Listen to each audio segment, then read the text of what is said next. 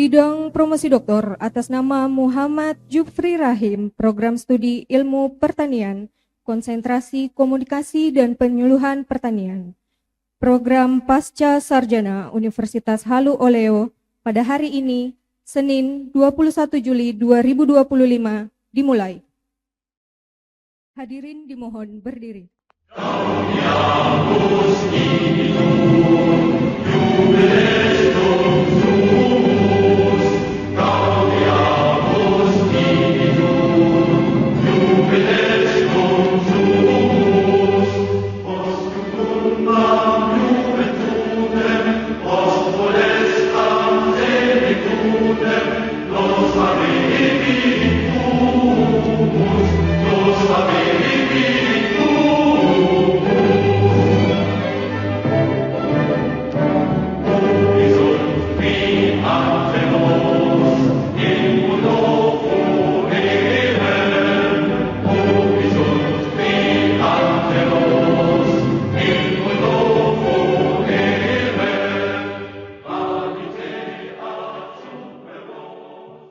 Menyanyikan bersama lagu kebangsaan Indonesia Raya.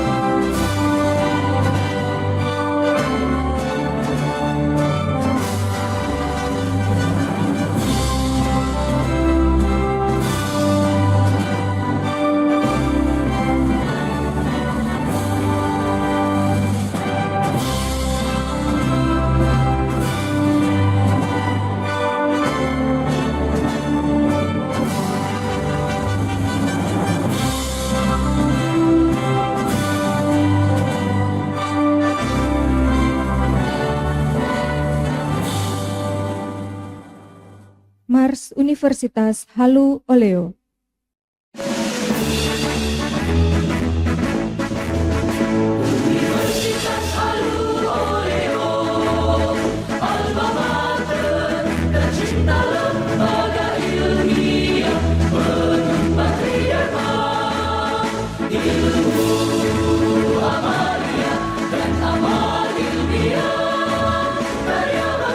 Setiap hari, dengan cinta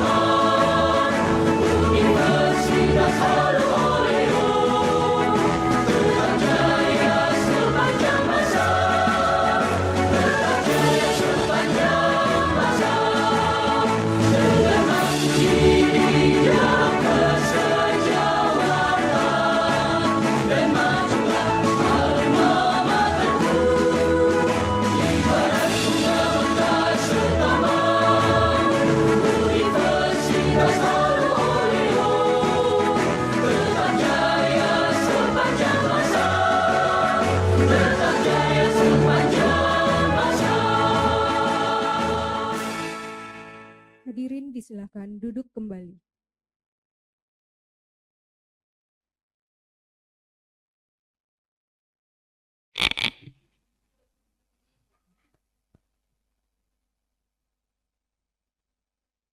Sidang promosi doktor dibuka oleh Direktur Program Pasca Sarjana Universitas Halu Oleo selaku Ketua Sidang. Bismillahirrahmanirrahim. Assalamualaikum warahmatullahi wabarakatuh. Selamat siang, salam sejahtera untuk kita semua. Om Swastiastu, Namo Buddhaya, salam kebajikan.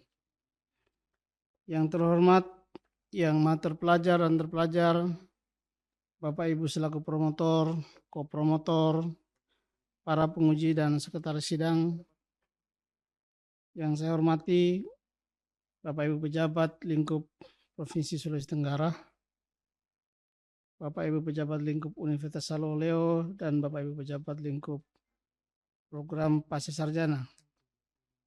Yang saya hormati keluarga besar dari Saudara Profendus Muhammad Jufri Rahim. Terima kasih pada siang hari ini hadir di tengah kita Ibu Ketua KPU Sulawesi Tenggara, Ibu Ningtyas, terima kasih. Pak Dr. Harmin Hari, sahabat saya. Bapak-bapak, teman-teman dari Saudara Jufri Rahim, terima kasih. Ada juga dari pihak keluarga, Pak Prof. Alimin, dan teman-teman yang lain yang tidak sempat saya sebutkan satu persatu. Hadirin dan undangan yang berbahagia, pertama-tama mari kita memanjatkan puji syukur kehadirat Allah SWT, karena hanya atas hidayahnya lah dan perkenannya sehingga kita pada siang hari ini masih bisa berkumpul di aula Pasca Sarjana Universitas Halu Oleo untuk mengikuti sidang promosi doktor atas nama Promovendus Muhammad Jufri Rahim. Selaku Ketua Dewan Penguji dan juga sekaligus sebagai Direktur Program Pasca Sarjana Universitas Halu Oleo, saya mengucapkan selamat datang kepada Bapak Ibu sekalian dan juga selamat mengikuti acara sidang promosi doktor ini. Sebelum sidang promosi doktor ini saya lanjutkan, saya akan mengajukan pertanyaan kepada Saudara Profendus. Apakah Saudara siap dan sehat untuk diuji? Baik, dengan mengucapkan Bismillahirrahmanirrahim, hari ini Senin 21 Juli 2025, pukul 14.02 waktu Indonesia Tengah, saya menyatakan sidang promosi doktor atas nama Muhammad Jufri Rahim, nomor registrasi G3IP 19021, program studi ilmu pertanian, konsentrasi komunikasi dan penyuluhan pembangunan, dengan judul disertasi Interaksi Media Baru dalam Pengembangan Petani Padi Sawah di Kota Kendari, secara resmi dibuka dan terbuka untuk umum. Selanjutnya saya persilakan Promovendus mengambil tempat.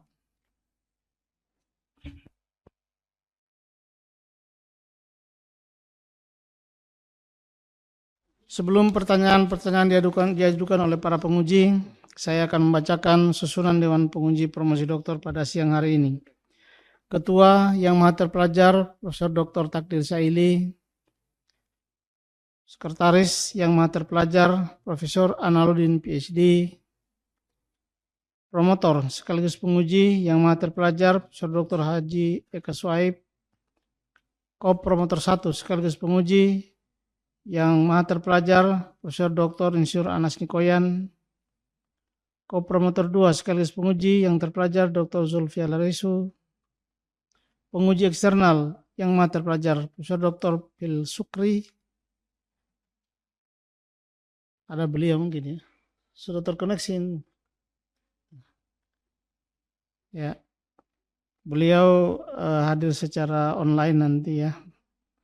Kemudian penguji kehormatan yang maha terpelajar Profesor Dr. Muhammad Zamrun, SSI, MSc, MSc, dan para penguji internal lainnya berturut-turut Yang Maha Terpelajar Profesor Dr. Insinyur Haji Usman Rianse, Yang Maha Terpelajar Profesor Dr. Jamaluddin Hos, Yang Maha Terpelajar Profesor Dr. Insinyur Gusti Ayu Kade Sutariati, Yang Terpelajar Dr. Muhammad Zain Abdullah, dan Yang Terpelajar Dr. Muhammad Aswan Zaninu. Selanjutnya saya persilakan promotor Yang Maha Terpelajar Profesor Dr. Haji Eka Suaib untuk memperkenalkan promovendus.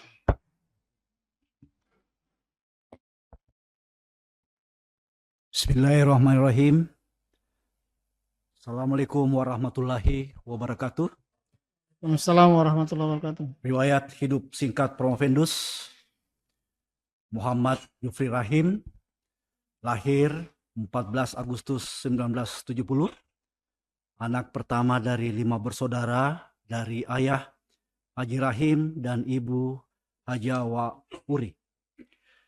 Jufri Rahim telah dikaruniai sepasang anak, Meisiu Tara F. Frirak dan Sen Keanu F. Frirak, dan istri Eva Susanti S.E. Jufri Rahim menyelesaikan pendidikan SD hingga SMA di Bau-Bau. Tahun 1990 melanjutkan S1 Agronomi di Universitas Haloleo. Saat kuliah, promovendus aktif di berbagai organisasi kemahasiswaan, menjadi pemimpin redaksi tabloid Podium, media kampus tingkat Universitas Haloleo pada tahun 1994-1995. Di luar kampus aktif di HMI Cabang Kendari. Minatnya pada dunia jurnalistik membawanya bergabung dengan media kita, Kendari Pos, Koran Jawa Pos pertama di Kendari, kemudian mendirikan Sultra TV serta Kendari Newscom, dan tahun 2012 secara mandiri mendirikan sultrakini.com yang eksis hingga sekarang. Minatnya di organisasi tidak putus hingga akhirnya menjadi Ketua Aliansi Jurnalis Independen Aji Kendari 2003-2005 dan kini menjadi Koordinator Wilayah Indonesia Timur Asosiasi Media Cyber Indonesia. Tahun 1999, Jufri Rahim mulai mengajar di program studi komunikasi penyiaran Islam STAIN Kendari, kini IAIN Kendari, dosen di Universitas Muhammadiyah Kendari 2012 sampai 2016 dan dekan FISIP Unusra Universitas NU Sulawesi Tenggara 2016 sampai 2019. Ia juga pernah menjadi staf khusus Humas Universitas Haloleo tahun 2000 sampai 2003 serta anggota Komisi Pemilihan Umum Sulawesi Tenggara periode 2003 sampai 2008. Promovendus pernah menerima beasiswa dari pemerintah Australia untuk mengikuti program short course di bidang print journalism di kampus RMIT, Royal Melbourne Institute of Technology, University Australia. 2 tahun kemudian, tahun 2007, melalui beasiswa dari Direktorat Jenderal Pendidikan Tinggi, menyelesaikan studi Magister Ilmu Komunikasi di Universitas Hasanuddin. Tahun 2010 hingga sekarang, Promovendus menjadi dosen di program studi jurnalistik FISIP Universitas Haloleo dan sejak saat itu terus berkiprah di dunia akademik hingga akhirnya melanjutkan pendidikan doktoral di kampus yang sama. Makasih. Billahi taufiq wal hidayah. Wassalamualaikum warahmatullahi wabarakatuh. Waalaikumsalam warahmatullahi wabarakatuh. Terima kasih Yang Maha Terpelajar Profesor Dr. Haji Eka Suaib. Selanjutnya saya persilakan promovendus untuk memaparkan ringkasan disertasinya. Waktu 15 menit.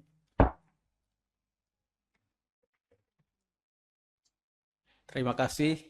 Assalamualaikum warahmatullahi wabarakatuh. Waalaikumsalam warahmatullahi wabarakatuh. Yang terhormat Maha Terpelajar Profesor Dr. Insinyur Haji Takdir Saili selaku Ketua Sidang. Maha Terpelajar Profesor Analuddin SSI, MSI, PSD selaku Sekretaris Sidang. Maha Terpelajar Profesor Dr. Haji Eka Suaib, MSI selaku Promotor. Maha Terpelajar Profesor Dr. Insinyur Haji Anas Nikoyan selaku Ko-Promotor 1. Terpelajar Dr. Sulfia Larisu selaku Ko-Promotor 2. Maha Terpelajar Profesor Dr. Pil Sukri MSI selaku penguji eksternal dari Universitas Hasanuddin Makassar saat ini bergabung bersama kita melalui Zoom. Maha terpelajar Profesor Dr. Muhammad Samrun selaku penguji kehormatan sekaligus Rektor Universitas Halu Oleo. Maha terpelajar Profesor Dr. Haji Usman Rianse selaku penguji. Maha terpelajar Profesor Dr. Jamaluddin Hos selaku penguji.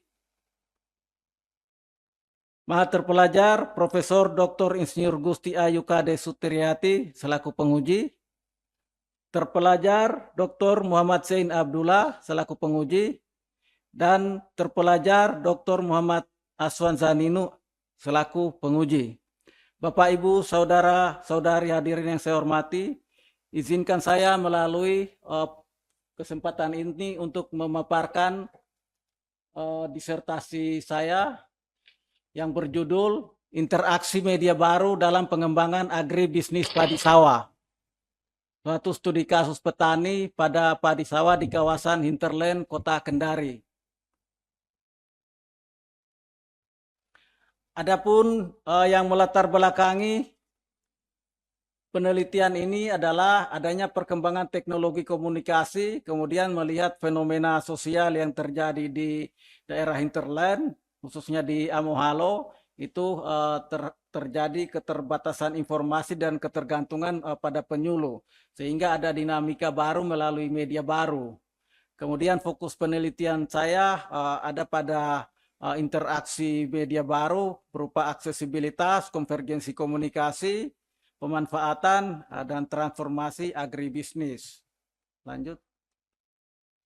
Adapun rumusan masalah penelitian ini adalah bagaimana aksesibilitas dalam pemanfaatan media baru, kemudian bagaimana konvergensi komunikasi dalam pemanfaatan media, dan ketiga bagaimana pemanfaatan media baru dalam pengembangan agribisnis, dan yang keempat bagaimana pengembangan agribisnis melalui interaksi media baru. Adapun tujuan penelitian adalah pertama untuk menganalisis aksesibilitas dalam pemanfaatan media baru, kedua menganalisis konvergensi komunikasi dalam pemanfaatan media baru, ketiga menganalisis pemanfaatan media baru dalam pengembangan agribisnis, dan keempat menganalisis pengembangan agribisnis dengan adanya interaksi media baru.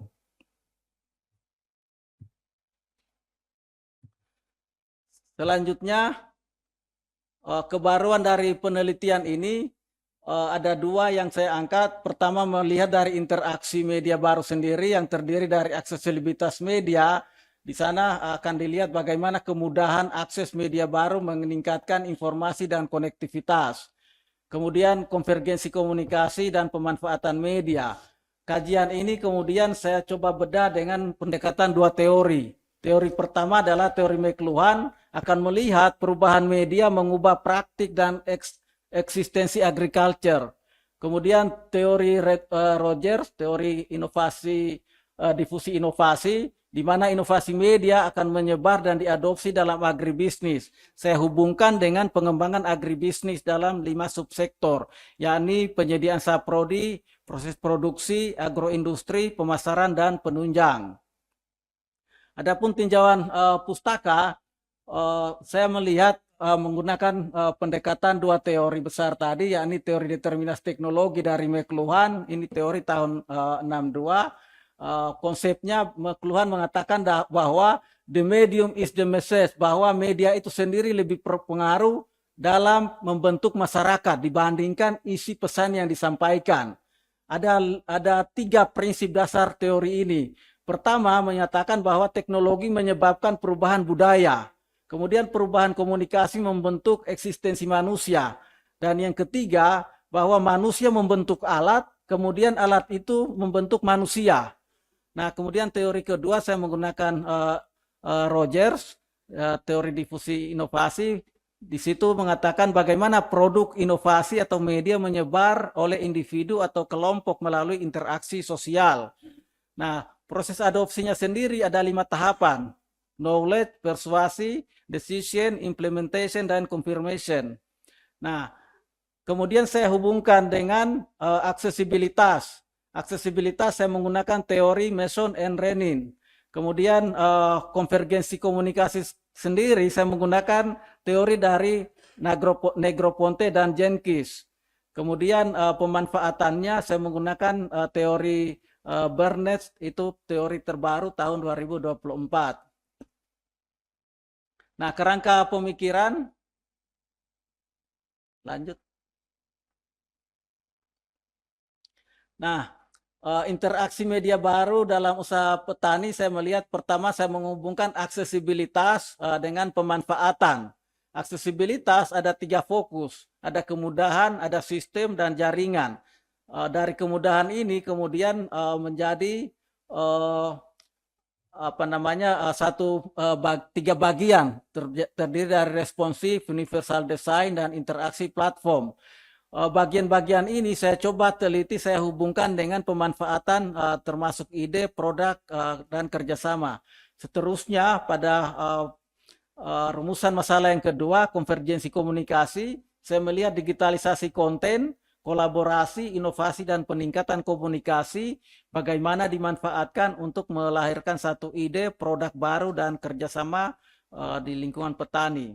Selanjutnya, yang ketiga rumusannya adalah bagaimana pemanfaatan dalam pengembangan agribisnis dengan 5 subsektor, yakni penyediaan sarana produksi, kemudian proses produksi, agroindustri, pemasaran, dan penunjang. Selanjutnya, metode penelitian saya menggunakan pendekatan kualitatif deskriptif dengan studi kasus tunggal. Lokasi dan waktu di Amohalo Baruga, Kota Kendari, wilayah hinterland, berlangsung 6 bulan dengan fokus pada observasi mendalam, analisis data, dan penulisan hasil. Selanjutnya, jenis dan sumber data, data primer dan data sekunder, kemudian teknik pengumpulan datanya, wawancara, observasi, dan dokumen. Lanjut, teknik analisis data. Nah, setiap data yang dikumpulkan dianalisis berdasarkan hubungan antar fokus, subfokus, hingga kategori yang disusun berdasarkan rumusan masalah penelitian. Ada 4 masalah di situ, analisis fokus aksesibilitas, kemudian analisis pemanfaatan, analisis fokus konvergensi komunikasi, dan pengembangan agribisnis itu sendiri. Lanjut. Nah, ini temuannya. Bagaimana aksesibilitas dalam pemanfaatan media baru pada usaha tani, saya menemukan ternyata faktor kemudahan dan jaringan itu sangat mendukung ide-ide baru dari petani. Kemudian yang kedua adalah kemudahan sistem dan jaringan juga berpengaruh atau sangat mendukung dalam kinerja kerjasama dalam petani. Selanjutnya. Nah, faktor kemudahan ini menjadi aksesibilitas paling signifikan dalam mendorong munculnya ide baru dan kerjasama.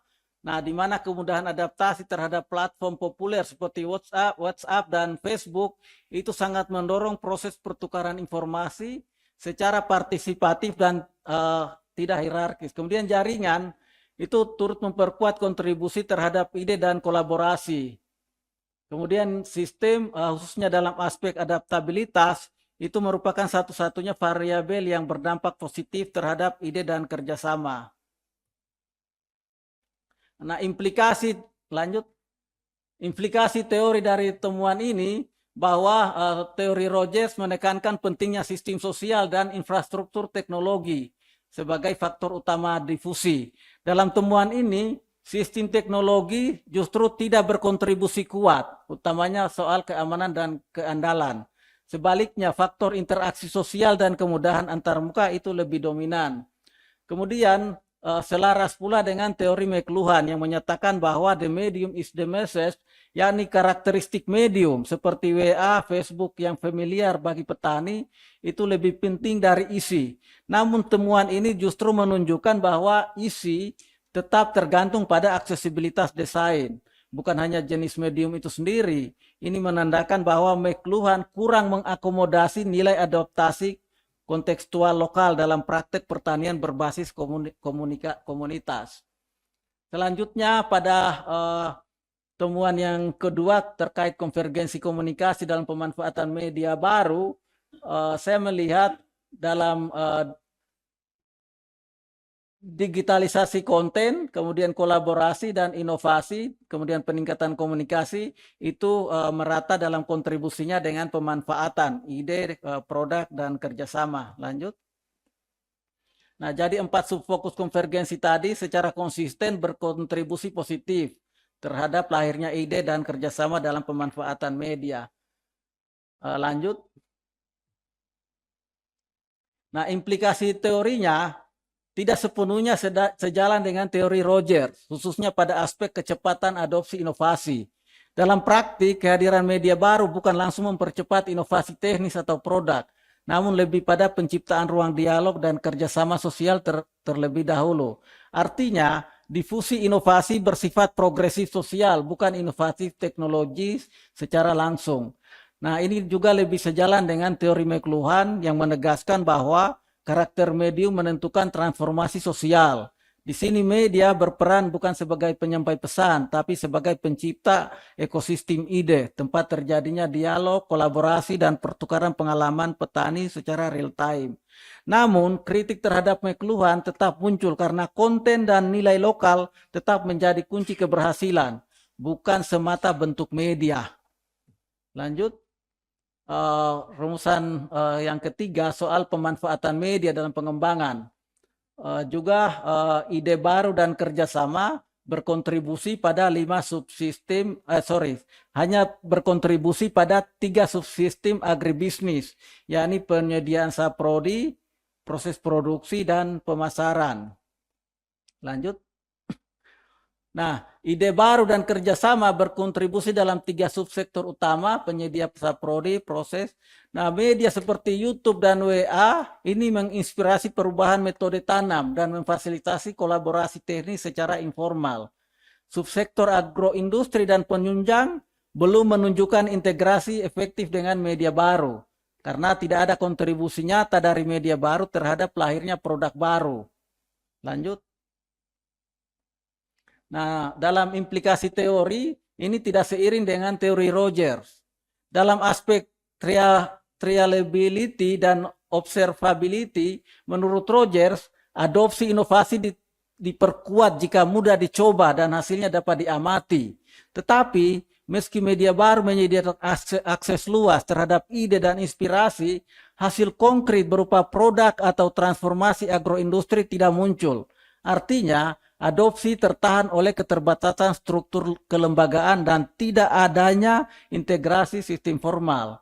Kemudian sebagian sejalan namun tetap mengkritisi McLuhan.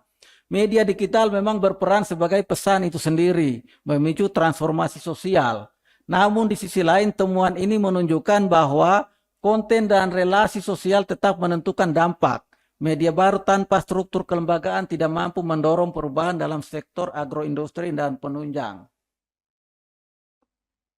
Kemudian terakhir soal pengembangan agribisnis melalui interaksi media baru, temuannya misalnya dari 3 elemen itu, saya mengambil contoh soal pupuk. Ternyata petani di sana sudah menggunakan aplikasi yang namanya Renner Syariah, di mana di situ petani memperoleh pupuk berkualitas dan tepat waktu, dosis, kebutuhan lahan, juga didukung panduan teknis dari Facebook dan komunikasi WA. Kalau kita bandingkan dengan cara konvensional, dulu mereka untuk mendapatkan pupuk harus membeli di toko tanpa informasi dosis dan waktu tanam yang optimal. Kemudian juga distribusi tidak efisien dan tergantung pada info dari pengecer. Lanjut.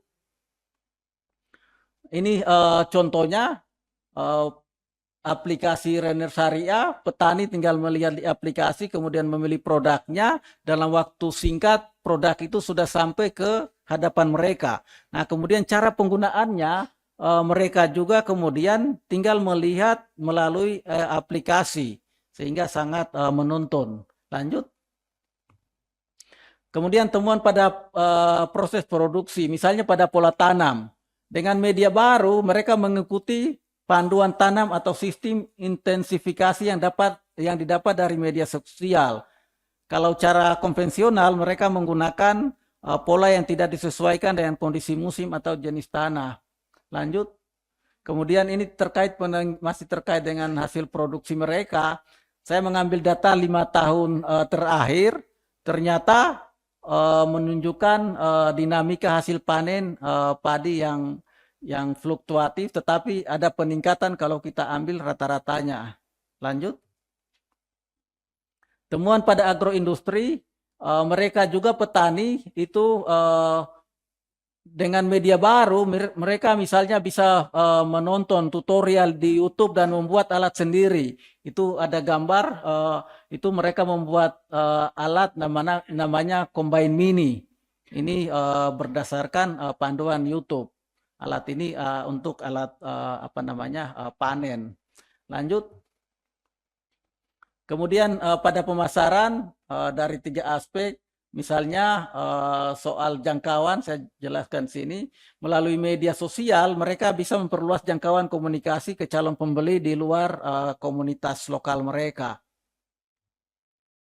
Kemudian penunjang peningkatan melalui media baru, misalnya dari sisi keuangan, beberapa petani telah menggunakan aplikasi seperti aplikasi Dana untuk transaksi, walaupun belum untuk pinjam modal. Padahal di internet juga cukup banyak untuk pinjam modal bagi petani di luar pinjol. Nah, implikasi pada teori difusi inovasi dari temuan tadi, ternyata proses adopsi media ini tidak mengikuti pola linear seperti yang dijelaskan oleh Rogers. Karena di sana terdapat pola adopsi yang acak. Adopsi tidak sesuai dengan urutan klasik dari Rogers, utamanya pada kelompok yang inovator dan ledger. Kemudian elemen-elemen pokok dari teori ini ada inovasi, saluran komunikasi, waktu, sistem, dan karakteristiknya. Saya kira nanti sebentar saya uraikan. Lanjut. Ya, ini uraiannya. Misalnya dari karakteristik teori tadi, pada tahap inovator, ini adalah kelompok yang berani mengambil resiko. Tetapi di penelitian saya tidak muncul dalam konteks lokal. Tidak ada inovasi baru. Inovator teknologi tidak berasal dari akar rumput. Tetapi hubungannya juga dengan early adopters, ini juga saya kira satu temuan dari penelitian, bahwa pada early adopters ini selalu mengandalkan pemimpin opini. Jadi apa yang dikatakan oleh penyuluh misalnya oleh petani sebelumnya itu mereka mengikuti, tetapi dalam temuan ini setelah mereka menggunakan media baru muncul kemandirian petani sehingga pemimpin opini seperti bukan lagi PPL tetapi mereka menggunakan media baru. Kemudian kelompok yang ketiga adalah early majority, itu mereka adalah berhati-hati. Tetapi saya menemukan batas antara early majority dan late majority itu kabur. Tidak ada tahapan penilaian rasional atau tertunda yang khas seperti dalam teori Rogers. Kemudian pada late majority, orangnya skeptis di sini, terpengaruh tekanan sosial. Tetapi beberapa late majority dalam temuan saya justru mengadopsi karena pengaruh konten edukasi, bukan karena tekanan sosial. Ini menunjukkan motivasi internal yang lebih besar. Dan yang terakhir adalah kelompok ledgers, kelompok tradisional ini paling lambat mengadopsi. Kalau istilahnya Pak Aswan kemarin, ini kelompok kepala batu. Nah, mereka ternyata juga dalam temuan saya, ini tidak semua ledgers lambat karena nilai tradisional. Beberapa tidak tertarik justru karena faktor teknis. Ini bukan karena budaya semata. Kemudian implikasi pada teori determinasi. Bisa langsung ke kesimpulan saja. Waktu sudah lewat. Iya, pas juga Pak. Lanjut kesimpulan. Kesimpulannya, pertama dari aksesibilitas dan pemanfaatan media baru, akses petani pada media baru cukup tinggi, namun pemanfaatan belum optimal karena faktor pembatas, misalnya rendahnya literasi digital, kemudian kebutuhan pelatihan dan pendampingan. Kemudian yang kedua, konvergensi komunikasi dalam kaitan pemanfaatan media, itu gabungan komunikasi teks, gambar, dan video telah menciptakan ekosistem komunikasi yang lebih terbuka, horizontal, dan partisipatif. Nah, di mana WA menjadi media dominan yang berfungsi sebagai berfungsi sebagai ruang diskusi, pengambilan keputusan dan berbagai solusi pertanian. Kemudian yang ketiga, media baru berperan sebagai stabilisator produktivitas, di mana sarana produksi dan pemasaran itu baru pada tahap awal, kemudian agroindustri dan penunjang itu masih lemah, perlu didukung kelembagaan, sehingga media baru mendorong inovasi individu, tetapi belum cukup kuat tanpa integrasi dan kelembagaan dan dukungan sistem. Lanjut. Dan kesimpulan yang keempat adalah korelasi antara interaksi media baru dan pengembangan agribisnis ini terbukti signifikan, terutama pada produktivitas padi. Lanjut. Saran sebagai implikasi kebijakan, yang pertama soal aksesibilitas, media baru tidak akan bermakna tanpa akses yang merata, oleh karena itu akses teknis harus dibarengi dengan literasi digital fungsional. Ini menuntut pelatihan rutin yang mampu meningkatkan daya serap petani terhadap informasi berbasis media baru. Lanjut, saran yang kedua, konvergensi komunikasi, kaitannya bahwa kebijakan harus menyesuaikan diri, di mana lembaga penyuluhan perlu bergeser menjadi fasilitator komunitas digital. Kemudian penyuluh harus dibekali kapasitas komunikasi multimodal, teks, video, visual. Dan pemerintah harus mendorong pembentukan komunitas digital berbasis desa. Selanjutnya, pemanfaatan untuk penguatan agribisnis, regulasi integratif dibutuhkan agar inovasi digital terhubung langsung dengan sistem agribisnis formal, seperti distribusi, pasar, dan logistik. Lanjut. Terakhir, interaksi media baru sebagai indikator kinerja agribisnis. Dalam jangka panjang, interaksi media baru harus menjadi indikator utama dalam RPJMD atau strategi pertanian daerah. Kemudian kolaborasi antar stakeholder, pemerintah, perguruan tinggi, komunitas petani perlu diarahkan untuk menghasilkan konten digital lokal yang relevan, praktis, dan berbasis pengalaman nyata. Skema pembiayaan baru seperti kredit usaha rakyat digital harus dikembangkan untuk mempercepat adopsi media dalam sektor pertanian. Demikian penyampaian dari saya. Terima kasih atas perhatian Bapak dan Ibu. Selanjutnya saya kembalikan kepada kedua ketua sidang yang maha terpelajar, Profesor Dr. Insinyur Haji Takdir Saili. Terima kasih.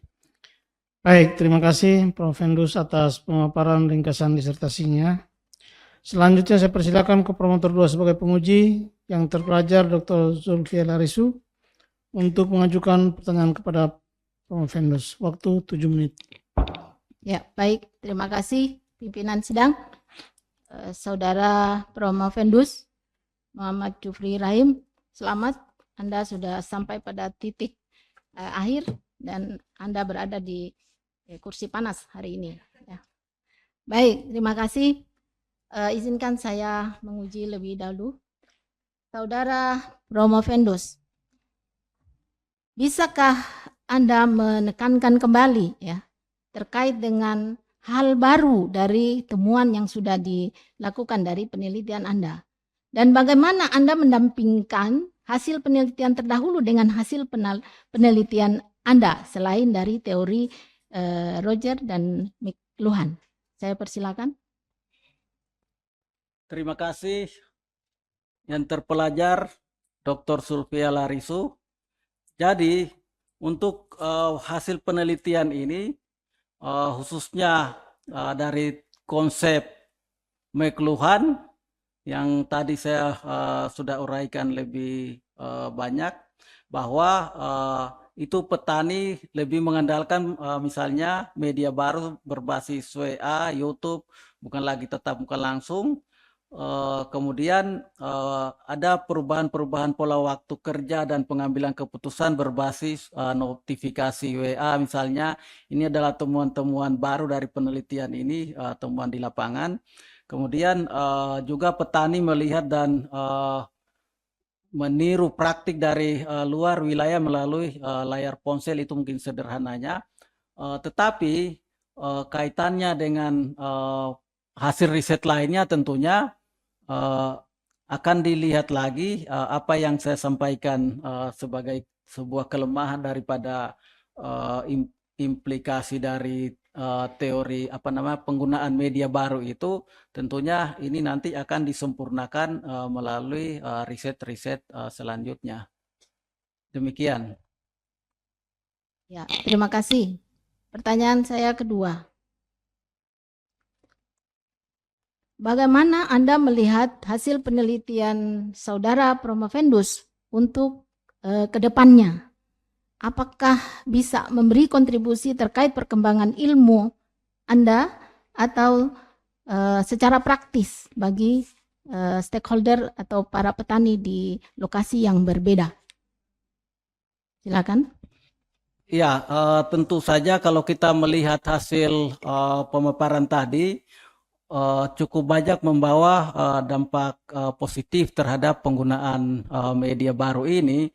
Tentunya bila di manage dengan baik berdasarkan saran-saran yang disampaikan tadi, misalnya soal regulasi yang integratif dari pemerintah terkait dengan katakanlah agribisnis formalnya, distribusi, pasar, logistik, tentunya ini menjadi sesuatu hal yang baru dan bisa dipraktekkan di banyak praktik pertanian yang lain.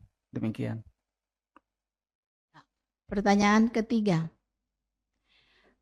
Bisakah Saudara Promovendus menceritakan kesulitan Saudara Promovendus selama melakukan penelitian di lapangan? Saya persilakan. Ya, terima kasih terpelajar Dr. Sulfia. Kalau kesulitan saya kira ada senangnya, ada sulitnya juga. Tetapi itu semua saya membawa saya menikmati sebagai satu saya harus nikmati karena demi untuk menyempurnakan studi ini. Karena misalnya saya harus ke lapangan menunggu waktu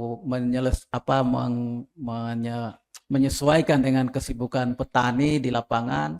Belum lagi wawancaranya kadang juga saya mendapatkan informan yang misalnya kalau bisa saya cerita sedikit Bu.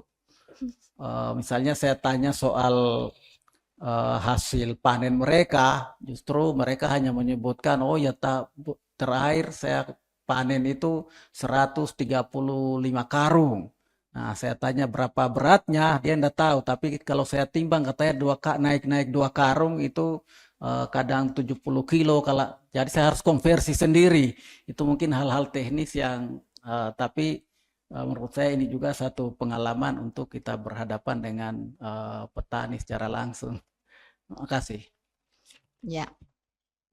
Selanjutnya, saudara ini sepengetahuan saya sebagai praktisi dan juga sebagai ilmuwan. Ya. Saudara bisa tunjukkan rencana Anda sebagai ilmuwan ke depan dan sebagai seorang praktisi ke depan setelah Anda mendapatkan gelar doktor. Silakan. Ya, baik. Terima kasih. Jadi saya kira kalau kita lihat perkembangan media baru, apa yang saya temukan di lapangan sekarang masih sangat terbatas penggunaannya. Tetapi kalau kita berbicara ke depannya, media baru tantangan kemajuannya luar biasa. Misalnya sekarang kita masuk pada era artificial intelligence. Saya kira ini tidak bisa terlepas, di mana pada fase ini telah menyatu dalam satu algoritma platform digital. Sehingga saya kira AI pun ke depannya bisa memperkuat akses informasi pertanian.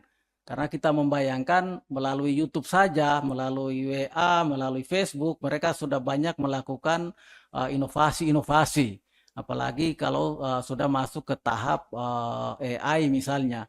Saya kira ke depannya ilmu media baru ini memang sangat berkembang dan harus kita terus mengikutinya dengan baik untuk implementasinya di hampir semua sisi kehidupan sebetulnya, bukan hanya di pertanian, di dunia akademik pun saya kira seperti itu dan di bisnis apalagi, saya kira begitu. Makasih. Saudara Promovendus, masih adakah mimpi saudara setelah memperoleh gelar doktor ini? silakan. Ya, tentunya saya telah mendeklarasikan penelitian ini melalui media baru, maka tentunya saya akan terus belajar dan mengikuti setiap perkembangan teknologi, karena kita tahu teknologi sendiri itu kecepatannya sangat luar biasa. Kita belum menguasai satu teknologi, muncul teknologi terbaru lagi. Nah, ini kalau kita tidak ikuti dengan baik, maka kita akan tertinggal tentunya. Dan tentunya ini menjadi satu komitmen saya untuk tetap memperdalam pengetahuan di bidang media baru atau media digital ini. Terima kasih. Terima kasih, pimpinan sidang. Baik, terima kasih penguji yang terpelajar, Dr. Zulfia Larisu. Selanjutnya saya persilakan penguji eksternal, Bapak Profesor Dr. Pil Sukri. Pak Prof, Baik, terima kasih, Prof. Baik, terima kasih. silakan Prof. Baik, bismillahirrahmanirrahim. Assalamualaikum warahmatullahi wabarakatuh. Selamat sore, Waalaikumsalam. salam sejahtera. Yang saya hormati pimpinan sidang, penguji kehormatan, para tim promotor, penguji eksternal tentu saja, penguji internal, dan saudara promovendus. Saya kira mungkin ada beberapa catatan saja yang ingin saya konfirmasikan. Yang pertama tadi saya pengen menanya sebenarnya nanti saudara promovendus ini mau jadi dokter komunikasi atau dokter pertanian ya? Silakan Nanti Mas. dokternya, silakan. Itu dulu saya mau tanyakan. Nanti mau jadi dokter pertanian atau dokter ilmu komunikasi, dokter ahli komunikasi? Singkat saja, singkat. Ya, terima kasih. Saya kira tidak bisa dipisahkan karena komunikasi itu bisa memasuki segala sektor. Nah, kebetulan latar belakang saya memang S1 pertanian dan S2 saya di komunikasi. Kebetulan juga di Universitas Halu Oleo sepertinya membukakan untuk saya program studi ilmu pertanian yang dihubungkan dengan komunikasi dan penyuluhan. Saya kira ini satu kesyukuran karena nyambung semua. Begitu saya kira, Maha Terpelajar Profesor Sukri. Terima kasih. Baik, ya. Terima kasih. Pertanyaan saya karena terkait dengan ini kan level doktoral ya, tentu pendalamannya ada pada bidang tertentu. Kalau saya melihat sih lebih ke komunikasi ya, meskipun kemudian objek yang dikomunikasikan adalah pertanian begitu ya. Karena kan komunikasi bicara tentang komunikator dan objeknya. Nah, objeknya kebetulan adalah aspek pertanian. Bisa saja barangkali kalau tidak di prodi pertanian barangkali mengkomunikasikan aspek yang lain ya, begitu mungkin ya. Itu barangkali. Baik, itu yang pertama. Yang kedua, mungkin saya pengen mendapatkan gambaran saudara promovendus terkait dengan ini kan asumsinya sebenarnya adalah bahwa kita menganggap bahwa tingkat literasi petani ini sudah cukup baik sehingga kemudian media baru menjadi sesuatu yang dengan mudah diterima begitu. Meskipun di akhir tadi kan ada beberapa segmen ya. Ada 5 segmen tadi yang menyampaikan beberapa persentase, termasuk yang paling yang tadi kepala batu yang terakhir itu ya, yang laggards itu ya, kemudian dan seterusnya. Nah, bagaimana sebenarnya kondisi objektif di sana di wilayah pertanian terkait dengan tingkat literasi terhadap media baru? Itu yang pertama. Kemudian yang kedua, saya tidak melihat apakah kemudian ada aspek potensi negatif, karena bagaimanapun juga media baru itu kan tidak selalu membawa aspek yang positif begitu. Apakah kemudian ada potensi negatif yang ditemukan dalam kerangka menginternalisasikan media baru sebagai salah satu sarana komunikasi dalam bidang pertanian? Mungkin itu dulu, nanti masih ada satu lagi terakhir, silakan. Ya, terima kasih.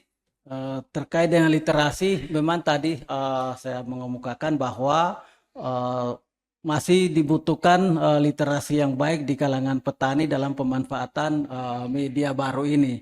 Karena ini juga terkait dengan temuan-temuan saya yang di lapangan. Misalnya ada beberapa masalah sebetulnya kaitan dengan secara pemanfaat atau kelemahan dari media baru di lapangan.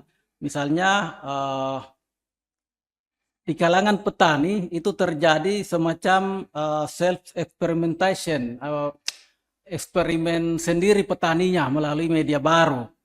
Nah, petani melakukan percobaan-percobaan teknik, misalnya bibit berdasarkan info dari media sosial tanpa bimbingan teknis. Nah, ini saya kira sangat berisiko sekali. Ke depannya misalnya bisa saja terjadi gagal panen, ketidaksesuaian dengan ekosistem lokal. Makanya solusinya saya kira memang penyuluh di situ harus hadir sebagai semacam pendamping mereka atau semacam tempatnya petani bertanya, sehingga tidak bisa hanya mengandalkan informasi dari media sosial. Karena kalau kita melihat dalam kehidupan di luar pertanian pun banyak sekali peredaran-peredaran misalnya hoax dan lain sebagainya di sana. Sehingga di di kaitannya dengan praktik pertanian pun ini tidak akan terlepas dari hal-hal seperti itu. Itu salah satu contohnya tadi. Jadi bisa saja ada informasi-informasi yang tidak valid atau tidak tervalidasi. Nah, sehingga ini sering kita lihat misalnya di YouTube, di TikTok atau di manapun di media sosial itu menyebar informasi-informasi teknis yang tidak ilmiah tentunya. Sehingga itulah tadi perannya penyuluh, dan juga saya kira jangka panjang memang harus ada intervensi pemerintah. Demikian, Prof. Ya, saya kira mungkin yang terakhir adalah terkait dengan itu. Inilah mungkin yang perlu menjadi catatan saya kira terkait dengan ketika kita mengintegrasikan aspek media baru dalam kerangka pengembangan agribisnis pertanian. Karena kan tentu media baru itu juga akan biasanya kan dia bicara tentang segmen yang menerimanya. Kalau segmennya siap dan ini biasanya aspek positif akan lebih besar. Tapi kalau segmennya belum tentu, akhirnya kemudian kan ada beberapa fallacy ya, ada beberapa kekeliruan dalam pemanfaatannya, sehingga kemudian media baru justru bisa menjadi ancaman. Jangan sampai kemudian self praktik ya, saya kira begitu ya. Praktik sendiri, pencobaan sendiri kemudian justru menjadi bumerang bagi sistem pertanian. Nah, ini terkait dengan tadi saya tidak melihat, saya tadi tidak mendapat ini bahwa ada penekanan bahwa bagaimanapun juga tetap saja dibutuhkan para penyuluh pertanian, tetapi pada level yang berbeda, degree yang berbeda. Jadi penyuluh pertanian tidak lagi hanya bicara tentang teknis pertaniannya, tapi tentu juga pada aspek bagaimana kemudian mereka menjadi evaluator dari informasi yang diterima oleh masyarakat, ya dalam hal ini para petani terkait dengan informasi-informasi dari media baru. Saya itu mestinya menjadi catatan ya, sehingga sekali lagi ini tidak menafikan, karena kalau kita tidak memasukkan aspek itu, kita seolah-olah akan menyingkirkan peran dari para penyuluh ini. Karena apalagi yang kita mendapatkan semua itu sudah didapatkan dari YouTube, dari Facebook, dari TikTok dan seterusnya. Tapi ternyata kan ada satu variabel penting dalam konteks evaluasi dari konten itu, karena ini salah satu kelemahan media baru ya. Karena semuanya terlihat, apalagi dalam era post-truth ini kan semuanya terlihat benar begitu.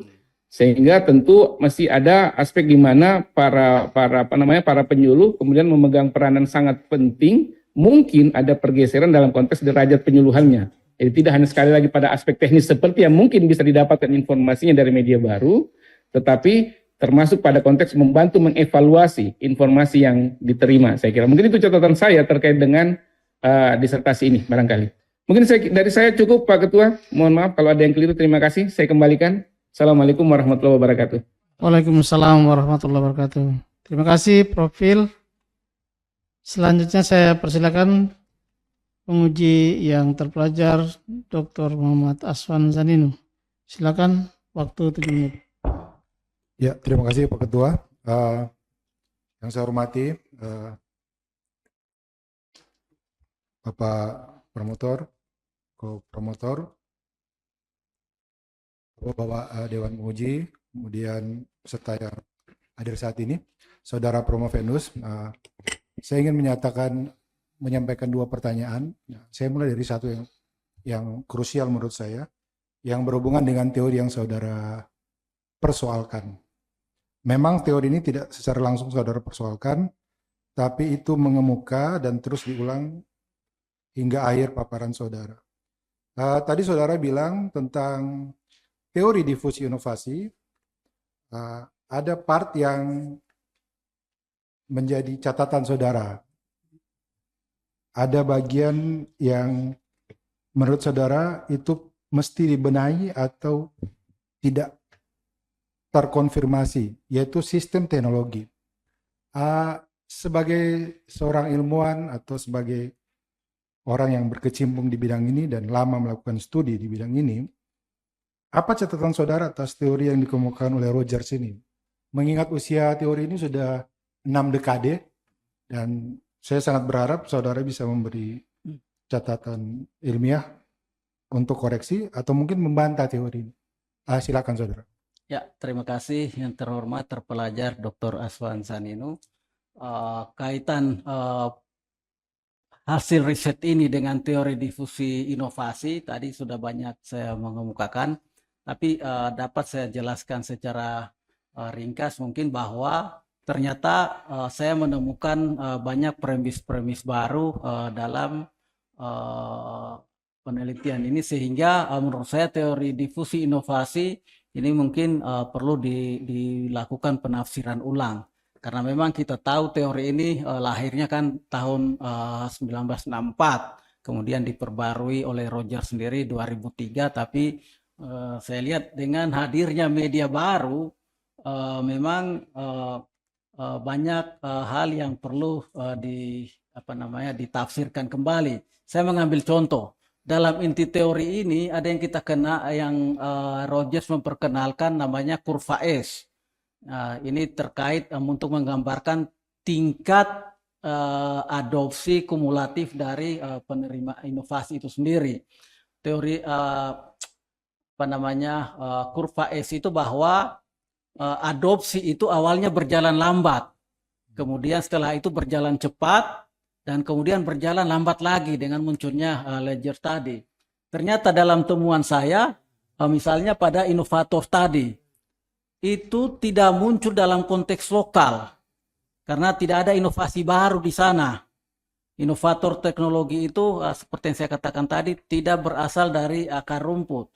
Kemudian pada early adopter, misalnya yang pemimpin opini tadi, itu karena muncul kemandirian petani, sehingga tidak lagi mengandalkan pemimpin opini, atau PPL itu bukan lagi pemimpin opini di kalangan mereka. Sehingga kemudian yang ketiga misalnya terkait dengan early majority tadi, di sini kan early majority menjelaskan bahwa mereka menerima inovasi tetapi butuh satu keberhasilan. Ternyata mereka panduannya dari media sosial, padahal kalau kita lihat efek negatifnya juga, misalnya media sosial tadi bisa jadi juga hanya konten gitu. Kemudian yang kelima misalnya soal ledger, itu tidak semua ledger lambat karena nilai tradisional, tetapi ada beberapa tidak tertarik karena memang faktor teknis. Nah, saya kira itu kaitannya dengan temuan-temuan saya yang terkait dengan teori inovasi, difusi inovasi ini. Saya kira begitu.